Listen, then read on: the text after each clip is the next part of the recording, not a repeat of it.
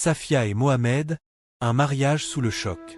L'an 7 de l'Hégire, après la prise de Kébar, les forteresses juives tombent, les chefs sont exécutés, les captifs partagés comme butin. Parmi eux, Safia, fille du chef des Banu al-Nadir et épouse de Kinana ibn al-Rabi, récemment torturée et tuée pour un trésor dissimulé. Selon le Sahih al-Bukhari, numéro 371, et le Musnad Ahmad, numéro 2728, Safia échoua d'abord à Diya al-Kalbi, cavalier de l'armée musulmane. Mais, frappée par sa beauté, plusieurs s'exclament.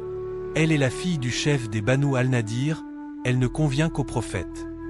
Mohamed ordonne alors que Diya reçoive 7 esclaves en compensation, Sahih Muslim, numéro 1365.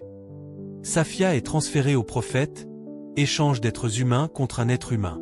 Le même jour ou le lendemain, selon Ibn Ishaq, Sira, page 515, et le Sahih al-Bukhari, numéro 2235, Mohamed l'épouse et consomme l'union lors d'une halte à Kébar ou à Saba.